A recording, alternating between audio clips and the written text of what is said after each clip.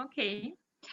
Hello and big welcome to everyone. My name is Olga Yudina, and I'm working at the Hermitage Museum and also doing my PhD on Mexican art. And I'm very enthusiastic to collaborate with the Whitney and discuss their amazing show, Vida Americana, which was called the most relevant show of the 21st century. And the chief curator of this show, Barbara Haskell, is our special guest today. She's an American art historian and a museum curator at the Whitney Museum, where she has worked since 1975. And she's the founder of and leader of the American Fellows, a patrons group for major donors to the Whitney. And I'm also grateful for Joachim Pissarro, the professor of art history and director of the Hunter College Galleries, who agreed to also participate and moderate this discussion today. And he was a curator at MoMA, at the Department of Painting and Sculpture. His recent curatorial project include Olga Picasso, and his latest book is Aesthetics of the Margins of the Aesthetics, World Art Explained. Joachim is a consulting editor of the Brooklyn Rail, and also he's a director of the board of the Hermitage Museum Foundation. And I'm very thankful to the Hermitage Museum Foundation USA, especially its executive director, Sarana Bilkoen, who hosts this talk tonight, along with the support of the American Center in Moscow, who is streaming us on their platform now as well. And the Hermitage Museum Foundation is helping us to build a bridge with international and particularly American institutions. And why we decided to do this talk? Surprisingly, we share with Whitney the same problem, underestimated heritage of the Mexican art in art history of both our countries. And now at the Hermitage Museum, we are looking at expanding Hermitage scholarship exhibition program and collection of Latin American art.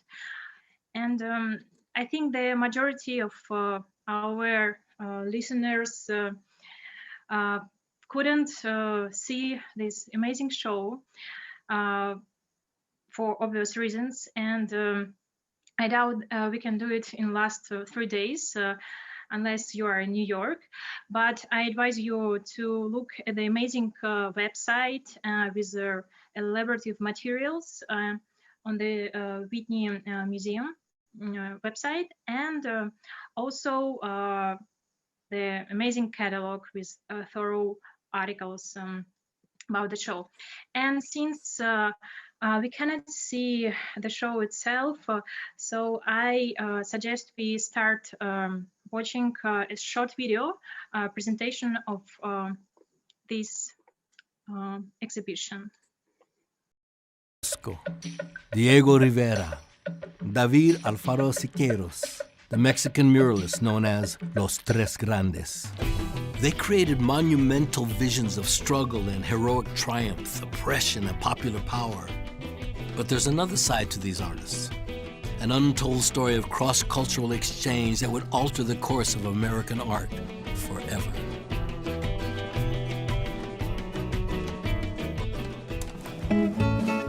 In the 1920s, a profound change swept across Mexican society. A 10-year civil war had finally drawn to a close. The new government enacted progressive social reforms that empowered workers and farmers, but this transformative project wasn't so simple.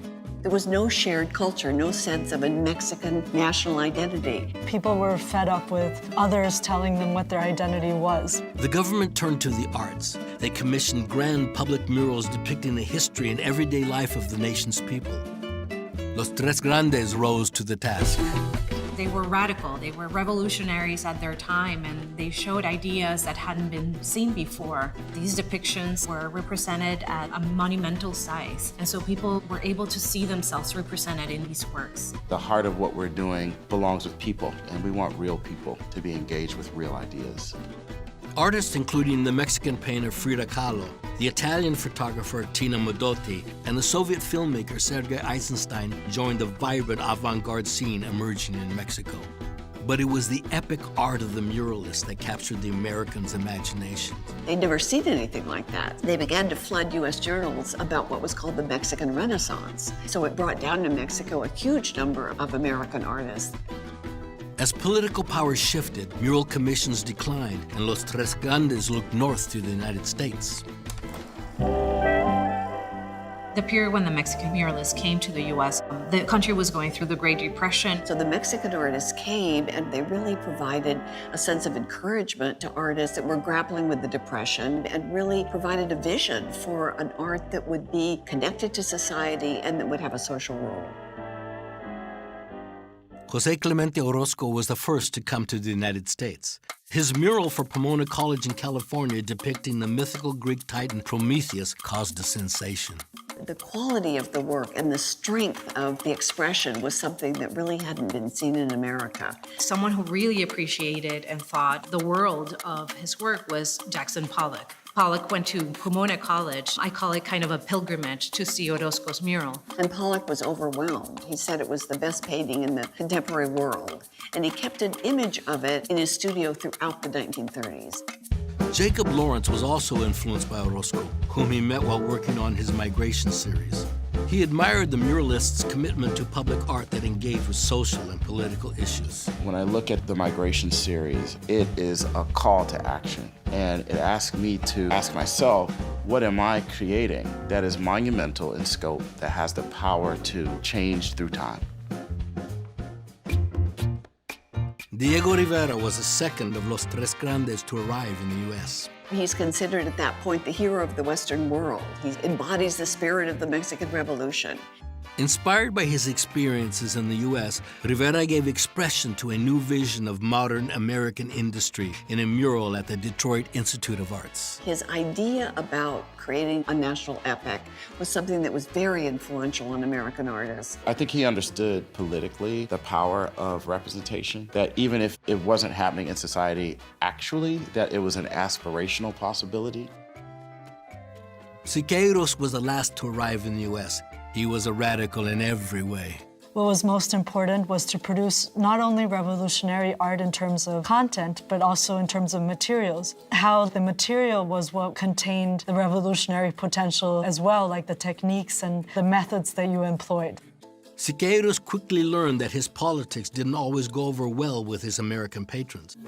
His second U.S. commission, Tropical America, overlooked the touristic Olvera Street in downtown Los Angeles. It wanted something kind of tropical, almost like Brazil, something exotic. And being Siqueiros, he said, I'm not gonna give that to them. So he decided to paint a really shocking image of an indigenous figure being hung as a way of representing the ideals of anti-imperialism. Shortly after its unveiling, Tropical America was partly whitewashed. 2 years later, it was completely painted over. In 1936, Siqueiros set up his experimental workshop in New York City. Jackson Pollock was one of the attendees. They would put canvas on the floor and throw paint, splatter it, put things on the canvas. That experience that he had of being free of all conventions really became the hallmark of Pollock's mature style. By the 1940s, Los Tres Grandes had moved back to Mexico and continued creating their monumental murals and works of art. But the impact continued to reverberate through the work of the many artists whose lives they touched over the years. This exhibition is really rewriting art history. It's a testament to the huge amount of bonds that exist between the two countries. The point of consideration for us as individuals, as artists, as a society, when we enter a show like this, in this political moment, is exactly what we want from art.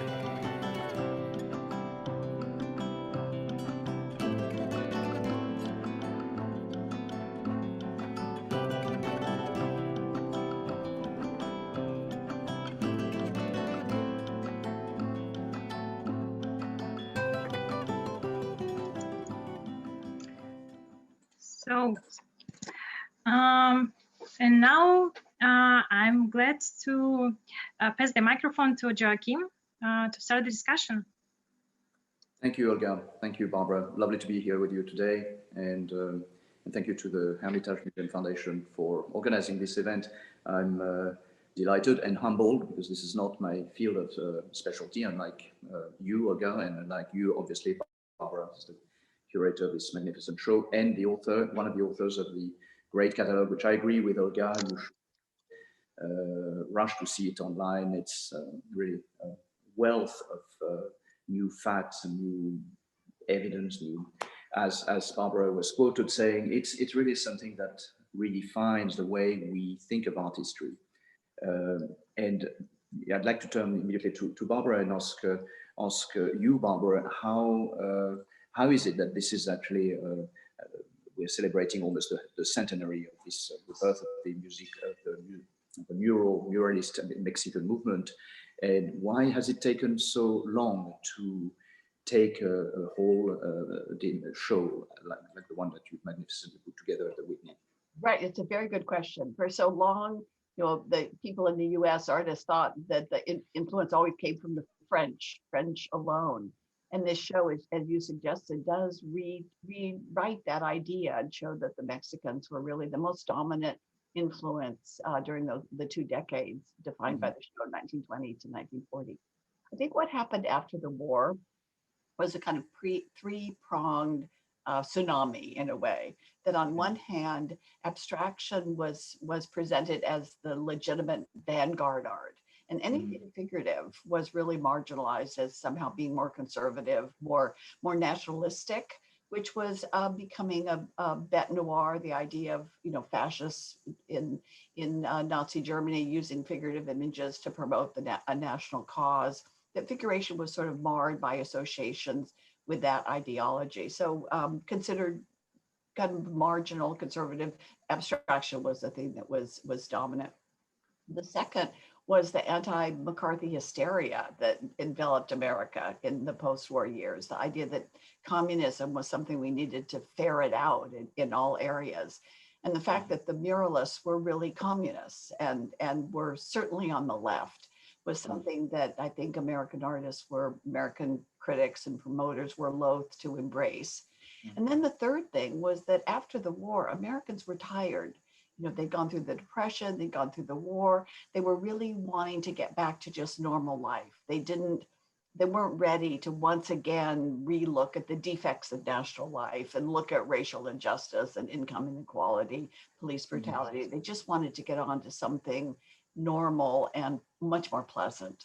No, thank you, Barbara. This is very, very interesting and a reflection on who we are here in the United States, and the parallels, interestingly enough, between the President of the United States, then Hoover, and the very recent administration that we just left, or that left us, are really interesting, and we could talk about that. But let me just focus right now on a interesting triangle, the famous expression that designates the three heroes, although there's, what, 64, 65 artists or more, perhaps, in your catalog?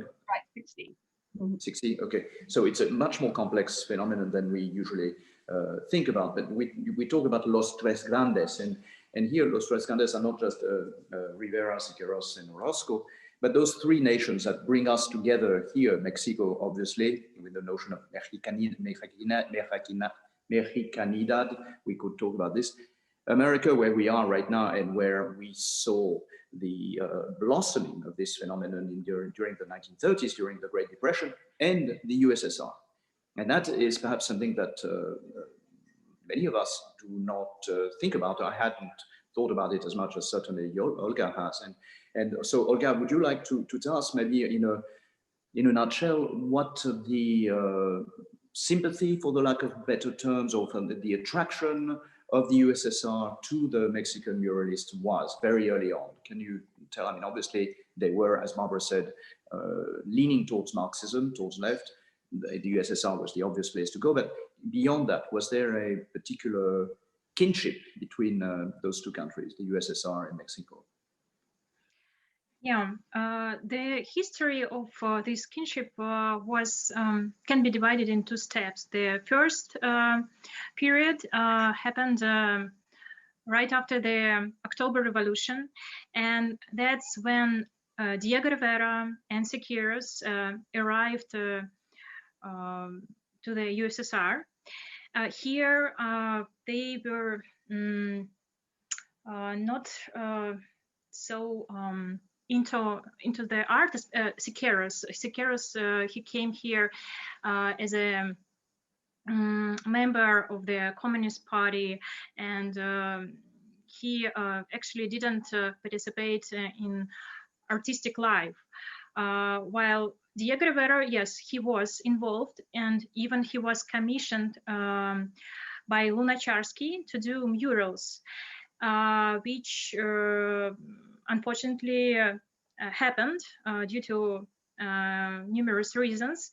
But his sojourn here in Moscow ended with his disappointment with Stalin and with the movement of art to this very traditional and retrograde style. And the second part of the this development of relationship happened at the end of 50s due to the Cuban Revolution, and the diplomatic relationship between Mexico and Russia were again established, and since 1950s, the end of 50s, the propaganda of Mexican muralism started here, and it initiated a new wave of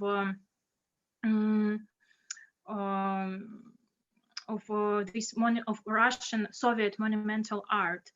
And particularly Siqueiros was the one who was very well received here as a hero, and also it was not publicly known, but among the authorities, they knew the fact of his participation in the attempt of assassination of Trotsky. So, and yeah, just briefly speaking, yeah. One of the things interesting about the Mexican project, the Renaissance, is that it was really about national identity. It was a way for the government to create a sense of shared history in Mexico in a time when there was no shared history. Mexico after the revolution was multiple ethnicities and different ethnicities, no common language. And the government, in trying to create a sense of national unity, then commissioned artists to create these murals depicting Mexican history and, of course, the social ideals of the revolution. And that struck a chord in America. You know, Roosevelt came into office really with the task of revitalizing the economy and shoring up American confidence in the future. And that the Mexican example as a way to define a new kind of national identity, to pick elements from the past that would suggest the possibility of the future, was something that really was the reason the artists became part of the WPA project, the work projects that under the Roosevelt administration. Yeah, no, thank you, Barbara, for saying that. That helps me to segue about an interesting idea. You mentioned the McCarthy lens, and I'm glad you did this, because I think that to a very large extent we in America, but also in present-day Russia, we look at the relationship between those two powers, between the West and capitalism and socialism, as these two antinomies, these two enemies. And what we forget that they were not always like that. We were allies, real allies, during World War II, big time, as we know, against Nazi Germany and the alliance, the Axis, sorry. But also before World War II, and with Roosevelt, with the New Deal, and before, there was what we forget is that America had a very strong communist presence. I love the fact that I'm going to quote a sentence from Glenn Lowry, because there was a more focused show that you obviously saw in 2010, I think, or 2011, that Lea Dickerman did on one of the great murals that Rivera did for MoMA, and which was not shown for something like 70 years or so, until she pulled it out of the storage. And Glenn, in this very euphemistic and careful way, says capitalism was viewed with uncertainty by a broad swath of Americans. Well, the Communist Party was completely legal. It was very popular. And people like Rivera and Siqueiros, who were openly affiliated with the Communist parties, were very welcome here. And can you sort of expand a little bit on this aspect of things? Right. Well, I think the stock market, the collapse of the stock market, really shone a light on the inequities of capitalism. Mm-hmm. And artists, as never before, began to question whether capitalism was really could be equated with justice and freedom. And a number of artists, as you say, more than in any other time, banded together. The John Reed clubs were across the country. 30 clubs across the country really were fighting against fascism and more, but very much aligned with the Communist Party until around 1939-40, mm-hmm. When Stalinist practices then dissolved the unity within the left, and the American Artists Congress broke up at that point. Yeah. And so back to the USSR, we're going to track back a little bit, and I'd like to hear Olga's views on this. I mean, Rivera, he got his flag for a number of reasons. He claimed that he had a role in the Mexican Revolution between 1910 and 1920. Very, as you point out in the catalog, a devastating revolution. 1 out of 10 Mexicans died, 1 million dead. Well, it turns out Rivera was not in Mexico during the revolution. He was in Paris having probably a nice life, but openly he is a member of the Mexican Communist Party. The fatherland of communism, we know by then, is obviously the USSR. Lenin dies in 1924. In 1929, Stalin, I believe, celebrates his 50th birthday or something like that. There's a big celebration. It's 1927 is also the 10th anniversary of the October Revolution, and Rivera is invited, as are the Mexican muralists. At that time, their allegiance to Moscow is very clear and untainted, unquestionable. They are, out there as communist members. And apparently, Rivera even was seated not very far from Stalin himself during those celebrations. And then things go south. He sort of remains a Marxist, but takes a very critical stance towards orthodox Marxism, Stalinist Marxism, and becomes more of a Trotskyite. So making it more complicated for himself. And is eventually excluded from the Mexican Communist Party. He's excluded, sorry for interrupting. No, please. He's excluded because in 1924, a new government comes in and outlaws the Communist Party. And Rivera continues to make murals for that government. Siqueiros and Orozco are excluded from any mural commissions. Rivera continues to make them. So already in 1924, he's considered a sellout. And even people in the John Reed Club begin to criticize him, and for exactly that reason. He came to the US for the Museum of Modern Art show and spoke at the John Reed Club and was heckled. He couldn't speak because they accused him of being a sellout for them. Not only had he just kind of violated the oath in Mexico, but also when he came to America, he began working for capitalists already in 1931 and then 32 at the Detroit Institute. But already in 24, he was expelled from the party. So very early on, yes. But there is this very complicated inimical opposition between the Stalinist version of Marxism, which is the dominant one, and the Trotskyite version, with Trotsky having been kind of expelled, who immigrated from the USSR to Mexico, and who knew Diego Rivera, Frida Kahlo, and all the artists there. And that's where the allegiance of Diego Rivera and others was drawn to. So he was, on the one hand, not very welcome by capitalists in the USA because he was a Marxist. And on the other hand, he was not very welcome by the stronghold of Marxism in the USSR. Do you want to comment a little bit on that, Olga, or Barbara, either of you? Let me jump in for a moment, and then I'll turn it over to you, Olga. That one of the interesting things about the Rockefeller Center mural that Rivera was commissioned to paint. One, here was another capitalist that he was working for. And although the mural began to devolve into a dichotomy between the utopian communist world and a kind of sybaritic, violent capitalist one, it wasn't until there was an article in the leading communist journal, again criticizing Rivera for having sold out, that it was at that point that he asked his assistants to get him a photograph of portrait of Lenin, which then he incorporated into the picture.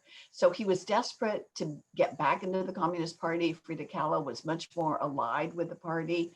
And he was, it was really in response to a denunciation by the communist press that he included the Lenin portrait in the RCA mural. Mm-hmm. That's great. Thank you for this this very important clarification, Barbara. Yes, I wasn't aware of that. But nonetheless, you would agree that the opposition really between the Stalinists and the Trotskyites within the Marxist royal family was real, right? Absolutely, and made it very complicated, right? And very complicated. And he adds eventually a portrait of Trotsky in one of his one of the versions of the mural. And so how is this being seen from the Russian perspective, from a Soviet perspective, a post-Soviet perspective, where now things are more open? I mean, what's the role of Trotsky and that kind of fringe Marxism that takes place in Mexico during the 20s and 30s? Yeah, this topic was well studied at the exhibition which took place in Mexico City 2 years ago, Diego Rivera his experience in Russia.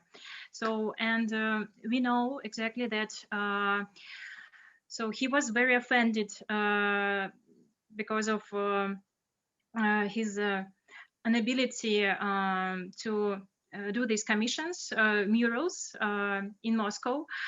So he did just this very well-known album of Moscow drawings.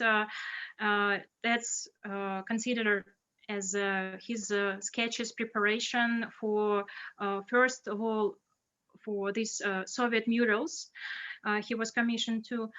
And finally, and it's very interesting that he used these drawings for Rockefeller's mural at the end, yes. So here, he in Moscow, he met Stalin. He even did a sketch of him, a sketch of portrait, and there is an interesting also dialogue, which I believe that Siqueiros invented in his memories. You can read it. It's a dialogue between Stalin, Rivera, and Siqueiros, and Mayakovsky, which took place at the cabinet of Stalin in Kremlin. But yeah, and there they discussed the future of social revolutionary art. But I believe that it didn't happen because we don't have, first of all, any documental proofs and no archival documents of this meeting. And neither Rivera nor Mayakovsky mentioned this meeting. And Rivera, he also, so he was at the moment in Moscow in 1927 and 28 when Trotsky began to protest against Stalin and his policy, and he saw the manifestos. He saw the kind of riots which took place in Moscow back then. The daughter of Rivera said that he began to support Trotsky even in Paris, but I doubt this, honestly. So what I know that Trotsky, when he was expelled from the country, he was trying to find allies, and that he was the first one who wrote to Rivera. And there is this letter in Moscow archive where he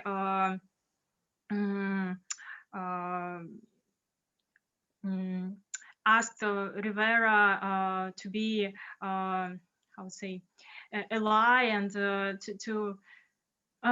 start their friendship. So then Rivera was the one who asked for acceptance of Trotsky in Mexico.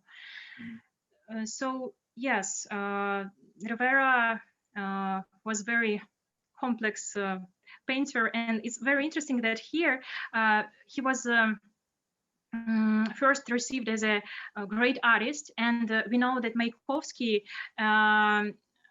in 1930-31 he traveled to Mexico, and he was received by Diego Rivera personally, and Rivera showed his murals, and Mayakovsky claimed them the first and the best revolutionary art, monumental art. So Mayakovsky, when he returned, he he traveled in 1924. Yeah, I'm sorry, even before that. So before Rivera came to Moscow, here in Moscow, Rivera was already known thanks to Mayakovsky, thanks to his publication in magazines, in Soviet magazines, about his art, and so he praised Rivera there. But yes, after Rivera was expelled from the party, and after his commission for the American ambassador to Mexico, and after his works in the US, so here his attitude to him in Moscow changed rapidly. So he was called renegade, and everyone who praised him before had to change publicly and apologize for their wrong opinion about this artist. So well, the idea, Rivera does have a very complicated relationship to the Communist Party and to politics in general. So one of the things I think I mentioned when he first came to the U.S., he went to San Francisco and painted 3 murals, all of them for capitalists, one of them actually for the stock exchange, and all of them glorified American industry and the bounty of California agriculture.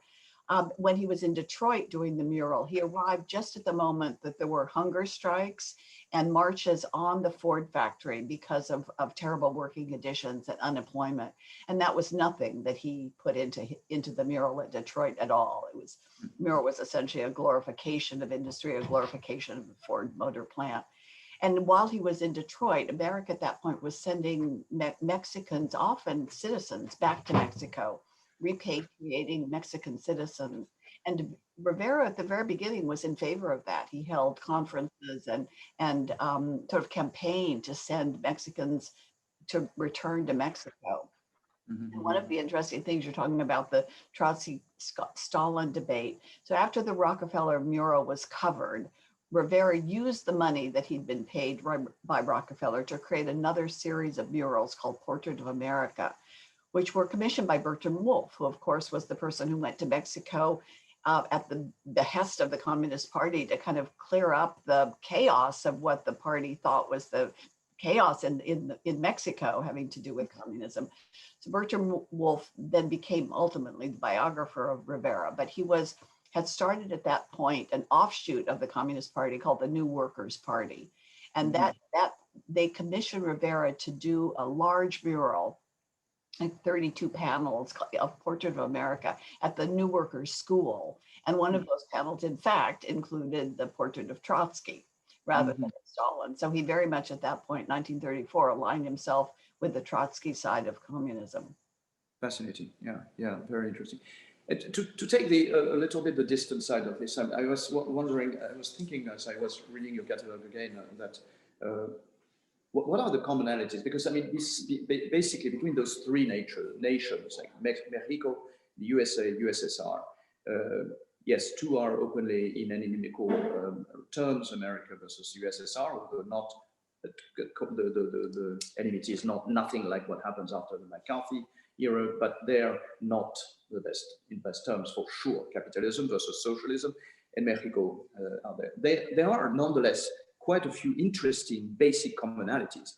The two nations, Mexico and USSR, both have a revolution, both are sort of reborn out of a revolution that is more or less contemporaneous. 1910 revolution versus 1917 revolution. They're both countries, the USSR and Mexico, sort of rebuilding themselves as a nation.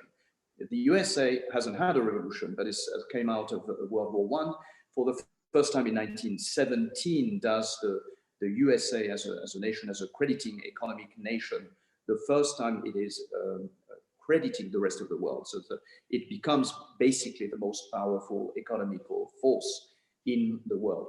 All three of those, regardless of their ideological positions, have in common this dream, this utopian drive to recreate this kind of utopian vision of who they are and who they are going to be in the decades and centuries to be. So I think that's, I mean, correct me if you think I'm here illuminated by some kind of romantic crazy vision, but it seems that there's a sort of a silent arch across the three situations. Well, I think you're absolutely right, Joachim. And actually, the revolution in America, if there was one that's parallel to what happened in the Soviet Union and Mexico, it's essentially the revolution that Franklin Roosevelt initiated.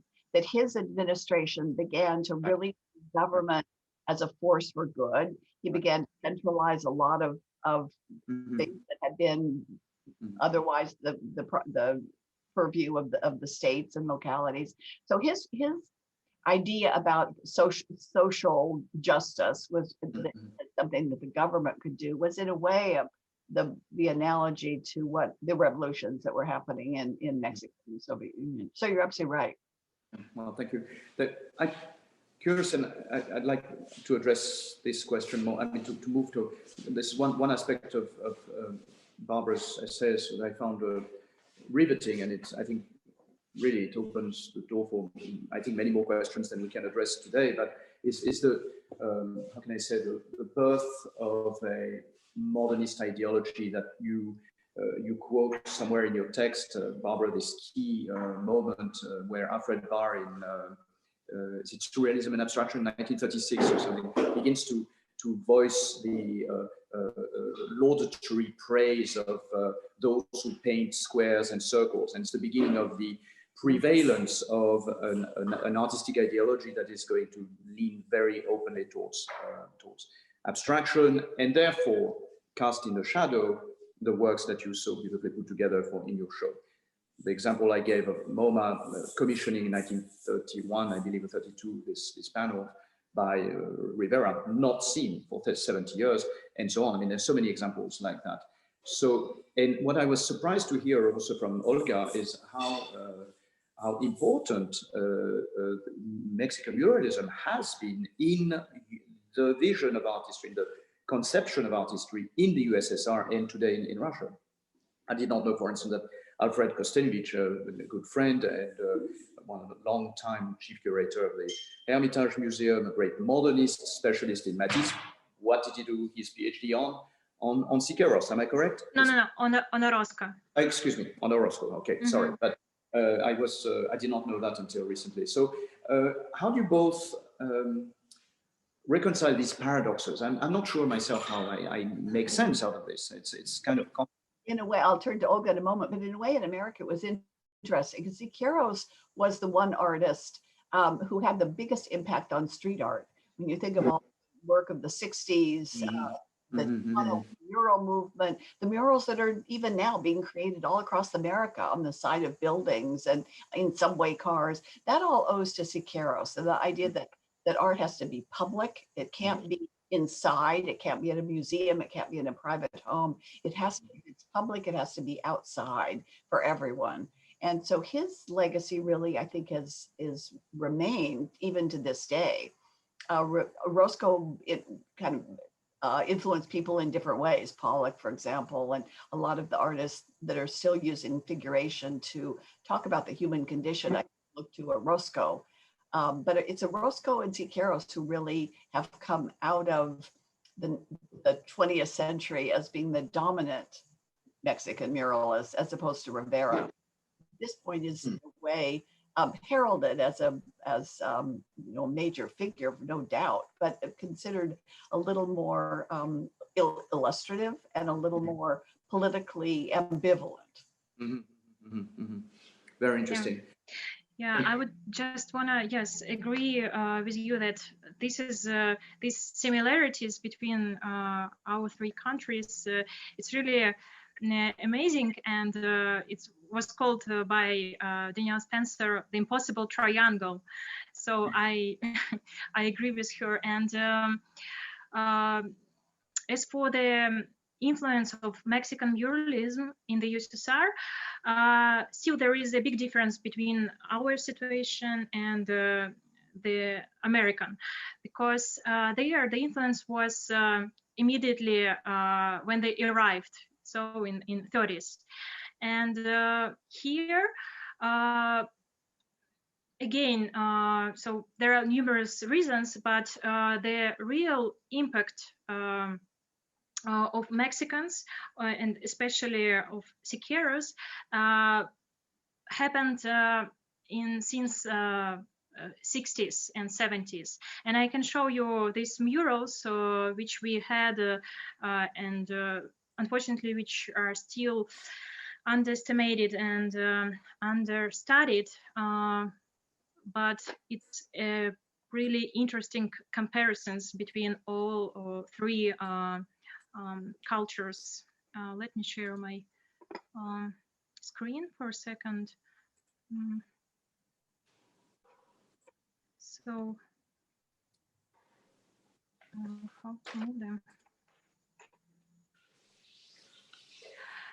Here I just put for example similarity of the early years between Diego Rivera, American artist William Rocker, and two Russian artists. So just as an example, but it's another one, yes, Deineke, and also American artist. So we can see this connection, which is also very interesting between two countries with so different ideology. And here are these murals which were influenced by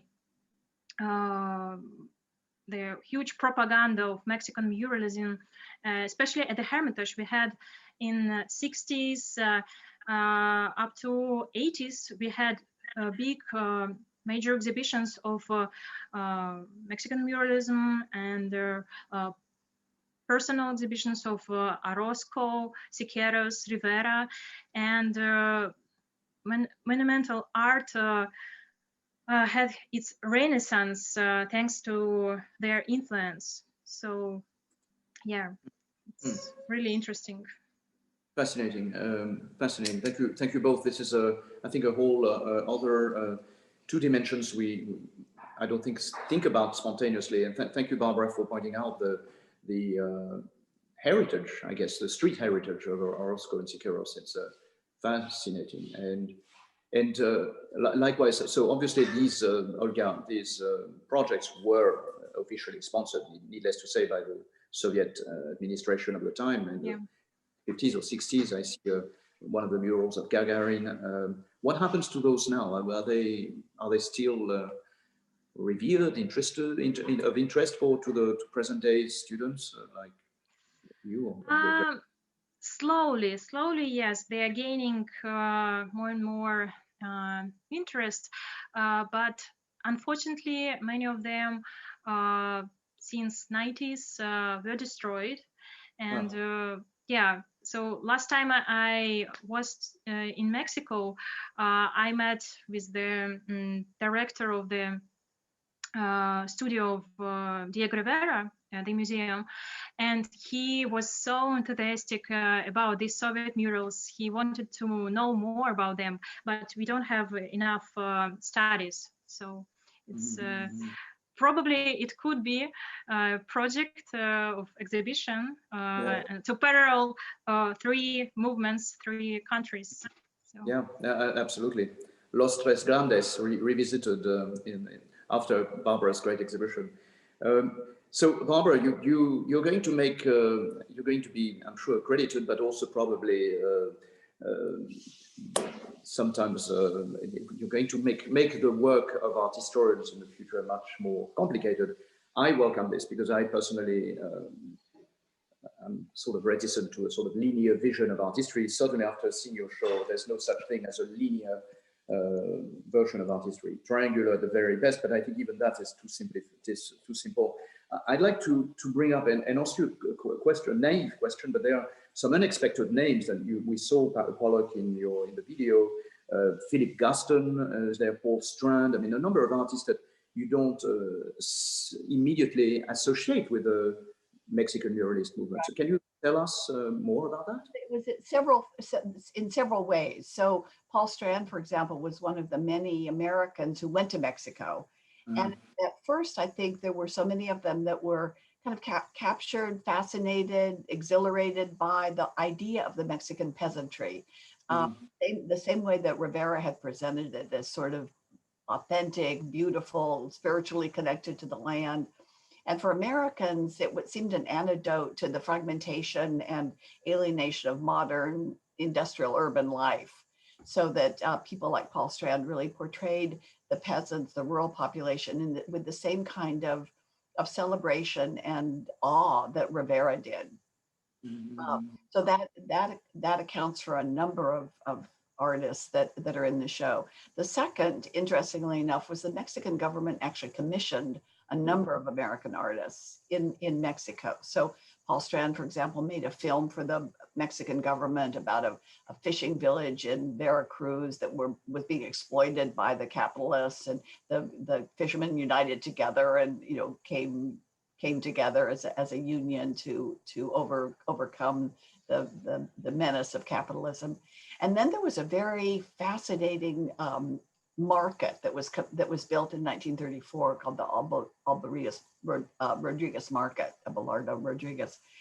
Rivera was the nominal head of the art part of the market. It was huge. It was a block long, still exists, which is kind of wonderful. It was a full-scale market, kind of intended to be kind of a modern example. It had a market, but also an auditorium, a library, a daycare center, every full-service market. And they commissioned 10 artists to do murals throughout the market. And 4 of them were actually American. And the man that Rivera was nominally in charge, but the man that actually oversaw the daily operations and exhorted the muralists to make more political imagery was a man named Pablo O'Higgins, who was born Paul Stevenson, went to Mexico, joined the party and changed his name to Pablo O'Higgins. But he did a number of murals in the courtyard, huge kind of square in terms of square feet. Grace Greenwood, Marion Greenwood did murals in the market. And there's a fantastic 70-foot long 3-dimensional mural that Noguchi made, very political, that he made kind of chiseled concrete and cement painted that's in the market still. And you can see the murals there now. They're above people making orange juice and carving out fish. It's just fantastic. It's still a very alive place filled with art. I just want to jump in and recommend all our listeners to watch the video you made for the show of the market. So I believe it's amazing. So thank you for this. I always was wondering how in the museum, in this closed space, how to represent um, murals, outdoor murals especially. So, and Yeah, yeah. I'll answer that question. Let me just get back to one more answer to Joachim's question about what was the influence. Part of the influence was that there were artists who actually worked with the Mexican muralists when they were here. So Rivera had a number of assistants that worked and then went on to do murals of their own. And even when artists didn't exactly work with the murals, their information about them was so widespread that anyone working on the WPA projects, which were in themselves really influenced and made real because of the Mexican example, but the artists were very aware of what the Mexicans were doing. The idea of heroic, epic art that was also compositionally powerful was something that was on everyone's mind. Yeah. But your question, Olga, how to represent murals. So in the show, we were less interested in what happened in Mexico, more interested in what American artists saw. So a number of the paintings in the show were paintings that the Mexican muralists had done, often extracting images out of their Mexican murals. So the murals, Joachim, that you suggested were in this recent show at the Museum of Modern Art, were made by Rivera for the occasion of his retrospective there in 1931. And he called them portable murals, although it's something of a misnomer. He had wire mesh that he filled with cement and then coated with plaster. And then on top of that, he made the frescoes. So we have a couple of them in the exhibition, but they weigh 1,000 pounds. But what we did, we wanted to represent one each of the murals that the artist had made in this country. So we used different kinds of techniques. We for the Roscoe mural at Pomona of Prometheus, it's in a three-dimensional kind of alcove, and we recreated that alcove, represented the mural. The Siqueiros America, which was his biggest mural and most controversial mural in Los Angeles. It was outdoors, and as I don't know whether people could hear in the video, but it violated the kind of romantic image that the woman who commissioned it had.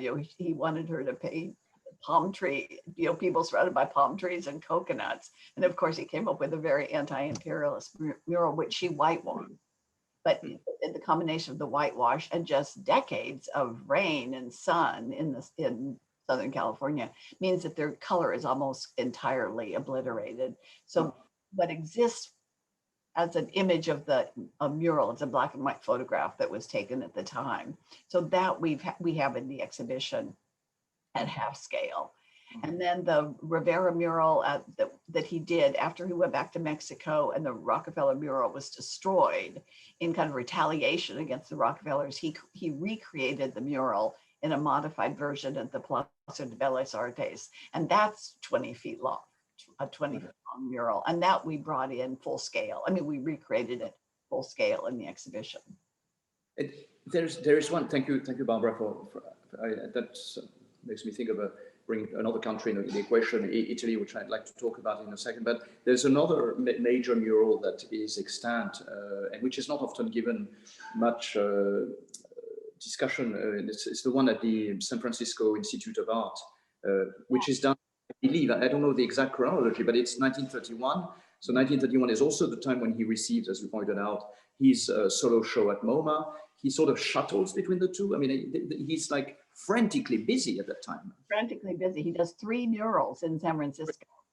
One of them is at the San Francisco Art Institute, as you say, which is now under discussion because the Institute is having financial pressure and it, is threatened to close, and what happens to the mural is under great discussion right now. But no, he did 3 murals in San Francisco. He raced to MoMA to have his show there, and then no sooner had that opened than he raced to Detroit to work on this very large scale mural at the Detroit Institute, and then he was hired by Rockefeller to do a big mural in the RCA building. So he was very busy during those years. And then after that mural was destroyed, he did this huge mural at the New Workers School. So he was very busy in the States, as was Roscoe. He did after his mural in California.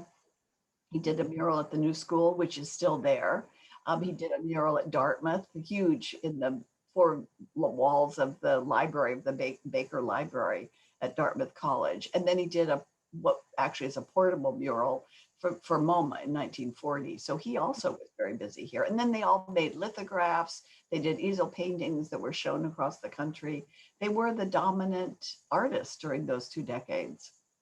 And so that brings me, you mentioned something about the easel painting, and I think it's Roscoe who has some very tough words against easel painting as being the emblem of the petit bourgeois intellectual, portable entity commodity. So they wanted something anti-easel painting, and which in a way it reminds me that it's a sort of a complete reversal of what happens pre-Giotto, the beginning of the Renaissance in Italy, where one goes from the altarpiece that are unmovable to the portable paintings, the devotional practices.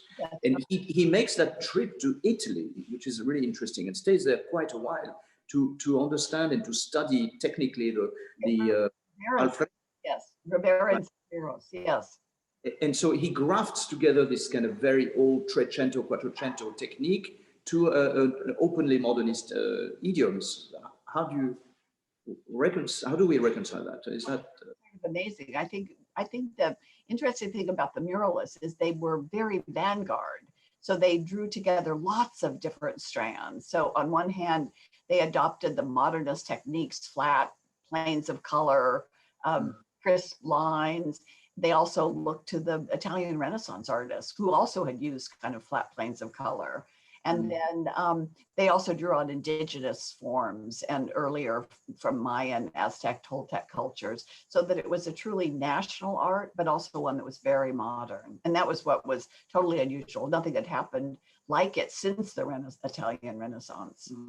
Yeah. So I have a question for both of you, maybe, if you don't mind, about gender representation, if you don't mind my saying so. And I may be wrong, Barbara, so maybe I need to be corrected, but if I do the math and maybe imprecise, but in the big selection of artists you have, there are very few women. I counted 5 of them, maybe I miss, obviously there's Frida, the great Frida, there's Elizabeth Catlett, major artist, but then people I personally haven't heard of Tina Modotti, Baron Ceanu, Maria Izquierdo, and Henrietta Shaw. In the USSR, on the other hand, there's really almost like an equal gender representation, both in terms of artistry and in terms of contents. The female presence is almost given equal role to the male presence. So am I oversimplifying here? But would you both address this question?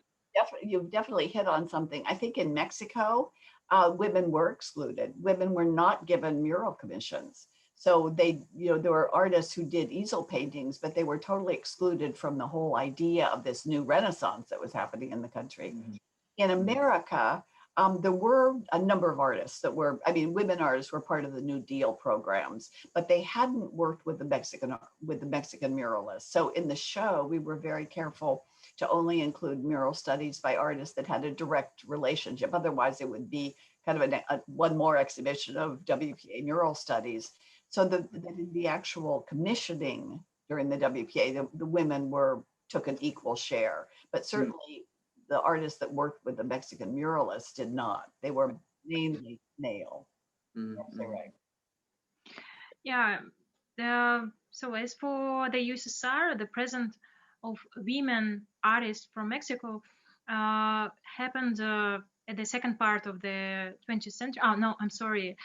First, Tina Modotti arrived in Moscow at the beginning of 30s, but she actually gave up her photography in Moscow.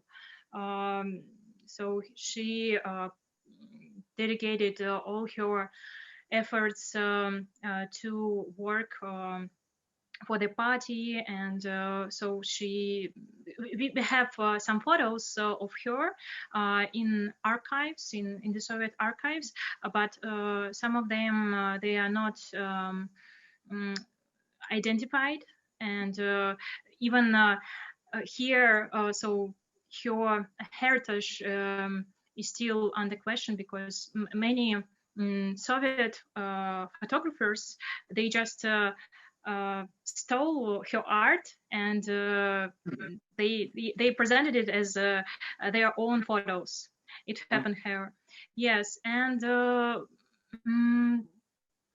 who else? By the way, the daughter, the stepdaughter of Siqueiros, so Adriana, if I'm not mistaken. So she came to Russia, the Soviet Union, and she actually studied here, I think in 60s something, if I'm not mistaken. So yeah, there is a little presentation of female Mexican art. Yeah, that is so fascinating. And another aspect, Joachim, which you hit on, I think, is that in terms of the actual imagery in the murals themselves, that although the Mexicans, I do think, brought in women as definitely part of the revolution, that they were equal partners, handing out guns and fighting against the hacienda lords and the capitalists. In the United States, the celebration of the worker generally had to do with male workers in factories and on the farm. Yeah. Well, I see that it's we are. I saw a sign in the chat box saying that it's 1 o'clock, and perhaps we should begin to think of concluding this. I mean, fascinating, and as I said before, we cannot begin to do justice to the wealth of material that you've presented to us, Barbara. I think that it's going to really lead to a whole new generation of thinking about that. And likewise, Olga, the avenues of interest, the exchange between Mexico and USSR via the United States or not, it's really something fascinating. I wanted to go back to something regarding Mexico and the initial impulse. You pointed it out yourself in the catalog and a few minutes ago, Barbara, about this idea that was commensurate with the post-revolutionary administration to unify a country that had never been unified. Hundreds of ethnic groups and I don't know how many languages were spoken, are spoken in Mexico. We don't think about that often when we see the Mexican flag. This unity is not indigenous to the country itself. What about that diversity today, and is it represented in any way or form in the Mexican Muralist project at large? Today, the muralists? Yes, or I mean then and now. Sorry, but I posed the question the other way around. So. Well, I think that the muralists really saw the indigenous population as being homogenous, so they celebrated that. Yeah. The idea that this was a population that was uncorrupted by foreign influence and that still retained the traditions of Aztec Mayan worlds under the guise of Catholicism. So, but it was much more homogenous, I think, in terms of celebrating. The one group that everyone seemed to focus on were the women of Tehuantepec. So that a number of Rivera canvases, there's the Eisenstein film, again, a Russian connection, was really focused on that wedding ceremony in Tehuantepec. Well, and you just brought up Eisenstein, the major figure whom we should probably have also tried to bring in, and who goes to Mexico. I mean, who has quite an impact on the Mexican muralists. So do you want to? And often Rivera's compositional technique is described as cinematographic one. So Siqueiros, who met Eisenstein when they were both in Taxco, and the idea of kind of the cinematic, the montage, was something that Siqueiros adopted very much. And Rivera, of course, the montage, but I think less from Eisenstein. It was really Siqueiros. The two of them forged a very strong friendship, and was what led Siqueiros to really seek out the Hollywood movie industry when he went to LA. Yeah, and Siqueiros met Eisenstein right before his first visit to the States. So, and he used Eisenstein theory concept of subversive dialectical art, and he tried to apply it into paintings. So, and it's interesting that he developed this whole theory and finally presented it at the John Reed Club in LA. So where he gave his own version of this dialectical subversive art. So it's also a big connection. Well, maybe we could close on a big question. I'm not sure whether there is a clear answer at all, but I'm curious to have your thoughts about that, Olga, and which is that socialist realism sort of stands out. I mean, it comes almost on the footsteps of the Mexican muralist movement in terms of chronology, at least. Would you say that it is possible to credit some of the sources of the USSR, the socialist realism movement, to Mexico, to the Mexican muralist, or is this too simplist an answer? I would doubt that. So I believe that there wasn't real interrelation between these two movements, and yes, there was a kind of first impact of Rivera on Soviet artists during his visit. I think it's like 8 months sojourn in Moscow he did.